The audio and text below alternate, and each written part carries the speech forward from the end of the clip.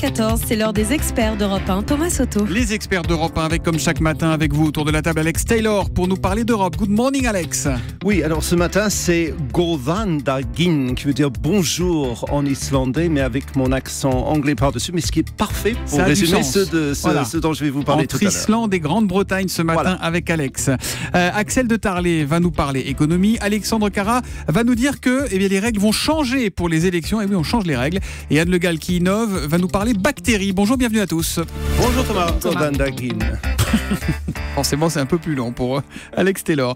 Axel de Tarlet, on commence avec l'économie. Alstom va fournir 8 TGV en Italie. 8 TGV, ça fait un contrat de près d'1,5 milliard quand même. C'est une bonne nouvelle parce qu'on avait des doutes, Axel, sur la viabilité de la branche transport d'Alstom qui se retrouve toute seule maintenant. Eh bien oui, parce que Alstom, c'était, je vous le rappelle, deux métiers. Les centrales électriques d'un côté et puis les TGV de l'autre. Or, vous savez, toute la branche énergie a été vendue aux Américains, donc ne reste plus chez Alstom que la branche matériel ferroviaire, c'est-à-dire train, tramway, métro, TGV, etc., qui sont fabriqués à Belfort et à La Rochelle. Et le discours l'an dernier, c'était de dire qu'Alstom, recentré sur les transports, serait trop petit pour survivre dans cet univers, parce que quand une ville commande un tramway, ce sont des contrats sur 20 ans, et donc le client, avant de signer, il a besoin d'être rassuré. Il veut acheter un gros. Voilà, il veut acheter un gros, pas quelqu'un qui est petit.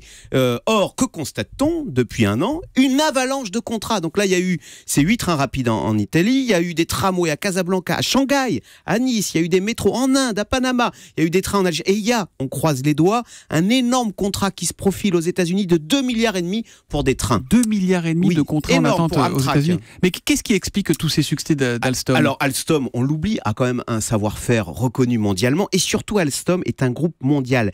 C'est-à-dire qu'il fait travailler les populations locales dans les pays où il vend. Et ça plaît, par exemple en Italie, ce sont les Italiens qui vont fabriquer ces trains rapides. Donc, vous voyez, oui, mais ça, attendez, c'est pas très bon pour l'emploi, ça. Alors, parce que si on leur vend des trains, mais que nous ne les fabriquons pas nous-mêmes... Voilà, vous mettez le doigt sur le problème. C'est vrai qu'en France, comme les collectivités locales n'ont plus d'argent, les commandes sont faibles. C'est vrai qu'il y a un problème pour Alstom en France, mais là où on est rassuré, c'est sur la viabilité de ce groupe Alstom comme grand fabricant mondial de matériel ferroviaire. Eh bien là, ça reste un succès. Et Alstom innove pour le tramway de Nice, vous en parliez, il verra le jour en 2018, il se rechargera à l'arrêt sans fil par induction. Voilà, et c'est comme ça qu'ils arrivent à le vendre à l'étranger.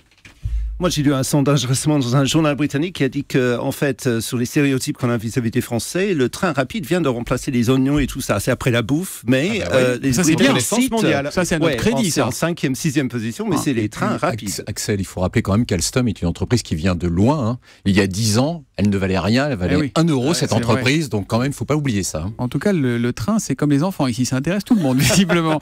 Alex Taylor, on va parler de votre Premier ministre, David Cameron. Qu'est-ce qu'il est donc allé faire en Islande?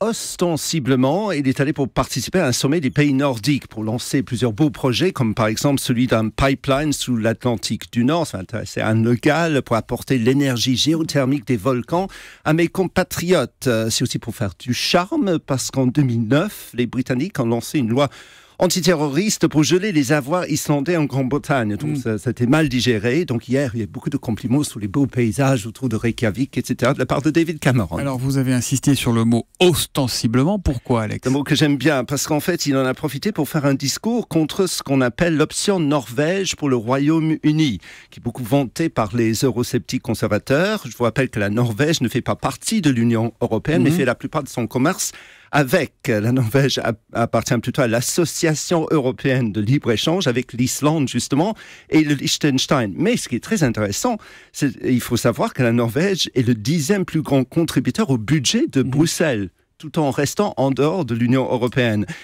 En gros, ils acceptent tous les règlements, mais ils n'ont absolument rien à dire.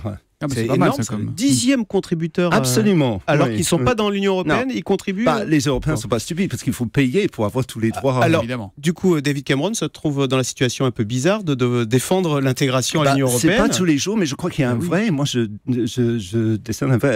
discerne un vrai vent de panique tout d'un coup. Parce que ce même David Cameron, on est d'accord, il va être obligé d'organiser un référendum parce qu'il a promis sur la sortie de l'Union européenne de la Grande-Bretagne. Oui, avant la fin de 2016. Et là, il vante l'Union européenne. Là, tout d'un coup, ils se rendent compte que qu'il va peut-être être le Premier ministre. Il a déjà eu très chaud avec l'Écosse, qui a failli partir du Royaume-Uni. Et là, il se dit c'est une véritable boîte de Pandore.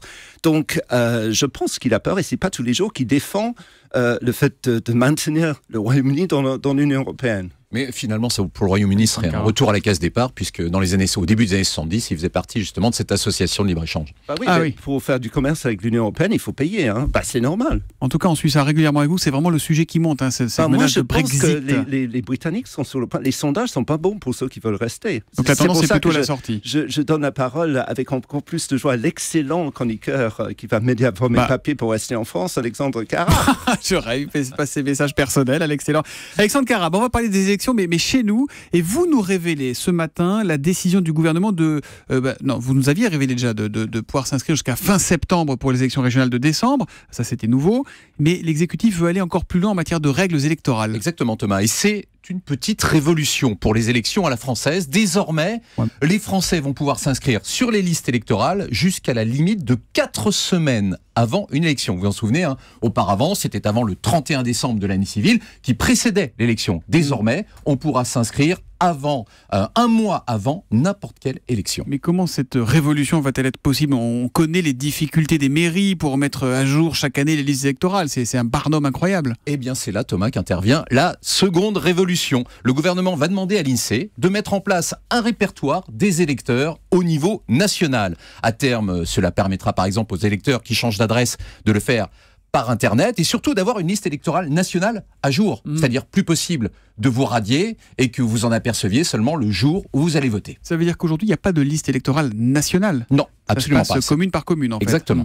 Et ce dispositif, est-ce qu'il va être opérationnel dès la présidentielle de 2017 ? C'est l'objectif, même s'il y a évidemment une question de faisabilité. Mettre en place un répertoire national, c'est un travail colossal. Il y a en France plus de 44 millions d'électeurs, mais si jamais le fichier n'était pas prêt pour 2017, le gouvernement envisage déjà de prolonger l'inscription sur les listes électorales de façon exceptionnelle. Puis, dernière chose, il faut saluer le travail des initiateurs de cette réforme, Elisabeth Pochon et Jean-Luc Warsmann. L'une est députée PS, l'autre est députée Les Républicains. Vous voyez, une proposition de loi transpartisane, c'est pas que ça soit rare en France, c'est que c'est exceptionnel. Et donc, pour une fois, on peut se féliciter de ça. Absolument. En tout cas, il n'y a pas de soupçon de bidouillage derrière tout ça. On ne change pas la carte électorale. On permet juste aux gens de voter plus facilement et d'éviter les fraudes. Ça va même justement aller dans le sens inverse. Ça évitera non seulement que vous soyez radié sans vous en apercevoir, mais ça évitera également les fraudes, notamment dans les petites communes. Comment il fait pour révéler une info politique tous les matins ? Il se couche tard. Il se couche tard, ça doit être ça. C'est le secret. L'info, tu l'as eu à quelle heure Celle-là, vers 23h. Voilà, très bien. Faites bien de ne pas dormir. Anne Le Gall, on va innover avec vous tout de suite. Retrouvez l'innovation du jour avec EDF. Et ce matin, vous nous dites que l'innovation se trouve aussi du côté des bactéries. Et oui. Et oui, comme ça fait pas rêver. Quand on pense bactéries, on pense infection, mauvaise odeur, mais ça n'est pas que ça. Et la communauté scientifique américaine a lancé cette semaine un appel pour qu'on investisse massivement sur la recherche sur le microbiome, donc sur les bactéries qui nous entourent, parce que plus ça va, plus on découvre à quel point elles jouent sur notre environnement et notre santé. Des bactéries, nous en avons par exemple dans l'intestin 100 000 milliards. Vous savez combien ça fait en kilos ? Non. Ça fait 1,5 kg. C'est le poids de notre cerveau, figurez-vous. Et quand les études ont montré que cette flore intestinale, quand elle est déséquilibrée, eh bien, elle peut provoquer du diabète, favoriser l'obésité. Ça peut aussi augmenter l'anxiété. Ça a été très bien démontré chez des souris. Et les bactéries de l'environnement, de la terre, de l'océan, même chose. Elles sont essentielles pour le recyclage, et puis pour le recyclage de la matière, et pour le recyclage du carbone aussi. Mais qu'est-ce qu'on espère apprendre de plus sur ces bactéries dans les années qui viennent, Anne ? Eh bien, on espère déjà mieux les répertorier grâce au big data, grâce à l'informatique, grâce à l'analyse génétique. Parce que le problème, c'est qu'il y en a tellement de ces bactéries qu'on ne sait pas très bien dans l'intestin, comment... Effectivement, le recensement n'est pas simple. Oui, et on ne comprend pas très bien comment elles interagissent, comment elles fonctionnent. Et une fois qu'on aura cet inventaire, eh bien, les chercheurs sont convaincus qu'on pourra mettre au point de nouveaux engrais bio pour les plantes, de nouvelles sources d'énergie, de nouvelles techniques de recyclage, et puis de nouveaux médicaments aussi à base de bactéries. On a déjà montré que les bactéries pouvaient booster l'effet des chimiothérapies. Et puis, il y a des chercheurs allemands qui ont, en laboratoire, ils ont déjà mis au point des bonbons à base de bactéries qui permettent de limiter les caries. Et donc, voilà pourquoi la communauté scientifique américaine lance donc cette semaine un appel pour qu'on investisse massivement. Voilà, et il n'y a pas que les Américains, les Asiatiques et les Européens aussi veulent qu'on investisse dans la recherche sur les bactéries. L'innovation signée Anne Le Gall et les experts qui reviennent lundi à 7h15. À lundi, les amis.